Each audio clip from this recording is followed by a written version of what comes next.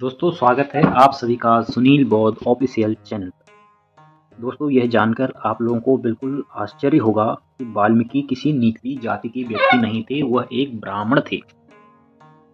जी हाँ, वाल्मीकि जी एक ब्राह्मण थे। उन्होंने इस रामायण को लिखा था।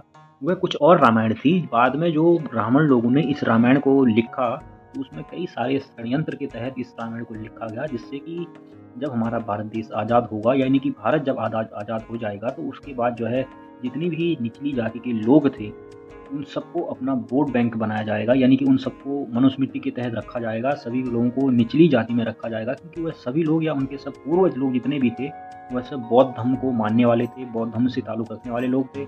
इसलिए उनको दबाने के लिए यह षड्यंत्र रचा गया। अगर आपको यकीन नहीं होता तो इसके लिए आपको वाल्मीकि रामायण पढ़नी पड़ेगी, जिसको वाल्मीकि द्वारा खुद रचित किया गया, जो जिन्होंने खुद लिखा है उस रामायण को। गोरखपुर की प्रेस से उस रामायण को जो है छपाई गई एक किताब है, जिसको मैंने भी खुद पढ़ा है। तो मैं भी ऐसे ही नहीं बोल रहा हूँ, मैं किसी साक्ष्य के तहत आप लोगों के साथ बात कर रहा हूँ कि आप सभी लोगों को बेवकूफ़ बनाया गया, लेकिन आप लोगों ने कभी यह हिम्मत नहीं की कि वाल्मीकि रामायण को उठाकर अच्छे से पढ़ लिया जाए। तो दोस्तों इसके लिए मैं आप लोगों को बता देता हूँ। रामायण का उत्तरकांड है, जिसमें 111वें सर्ग में 11वां श्लोक है, जिसमें यह साफ साफ लिखा गया है कि वाल्मीकि के पिताजी जो हैं परचेता था, उनका नाम था। अब परचेता कौन है, यह जानने के लिए आपको मनुस्मृति उठानी पड़ेगी।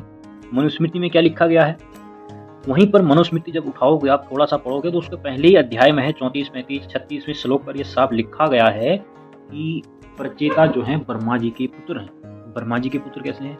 ब्रह्मा जी ने एक कठिन तप किया था, जिससे उन्होंने महा ऋषियों को उत्पन्न किया था 10।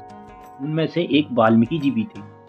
वह किसी कारणवश बाद में चोरों के साथ रह के चोर बन गए। तो उनको एक बार कई ऋषि मुनि आते हुए दिखे, जिनके वो चरणों पर गिर गए।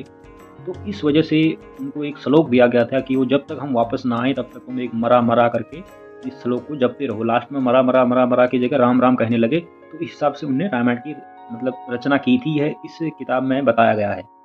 लेकिन इससे ये बिल्कुल क्लियर हो गया, इन्हीं की किताबों से, इन्हीं की रामायण से बिल्कुल क्लियर बात हो गई कि वाल्मीकि जी जो है कोई निचली जाति के व्यक्ति नहीं थे, वह एक ब्राह्मण थे। यह ब्राह्मण थे। इस रामायण की जो सच्ची रामायण है वो दूसरी है। जो रामायण आप लोगों के सामने पेश की गई है वो रामायण दूसरी है। और जो षड्यंत्र के तहत आप सभी लोगों को एक वोट बैंक के तहत आपको लेने का प्रयास किया गया है, वो रामायण अलग है। इनकी एक रामायण नहीं बल्कि तीन रामायण है। आपको पढ़ने की जरूरत है।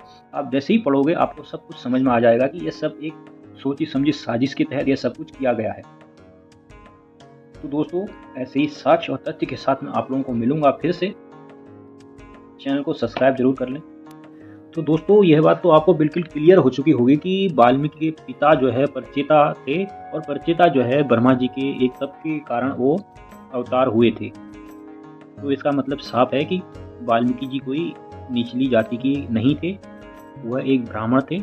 और ब्राह्मणों ने इस चीज़ को छुपा करके उनको नीची जाति का इसलिए बनाया, ताकि उन सब लोगों को, जितनी भी नीची जाति के लोग हैं, उन सभी को अपना वोट बैंक बनाया जाए, या इस षड्यंत्र के तहत वह सभी लोग इस रामायण और मनुस्मृति को माने। और इसको मानेंगे तो साफ सी बात है, छुआछूत भेदभाव भी उनको मानना पड़ेगा, और मनुस्मृति को मानेंगे तो उससे उनको दब जाएंगे, और इससे ब्राह्मणों का फायदा होगा। इसलिए यह सब खेल किया गया है। तो दोस्तों अपने छोटे भाई को सपोर्ट जरूर करें और चैनल को सब्सक्राइब जरूर कर लें। ये वीडियो और ये जानकारी सभी लोगों तक पहुंचाएं, ताकि सभी लोगों को यह पता चल पाए कि वाल्मीकि कोई निचली जाति या किसी अदर जाति के नहीं थे, वह एक ब्राह्मण थे। और वाल्मीकि समाज के जितने भी आपके दोस्त हैं, उन सभी को जरूर ये जानकारी दें कि वो लोग इस जो है चक्र जाल में ना फंसें। जय हिंद, जय भारत, जय भीम।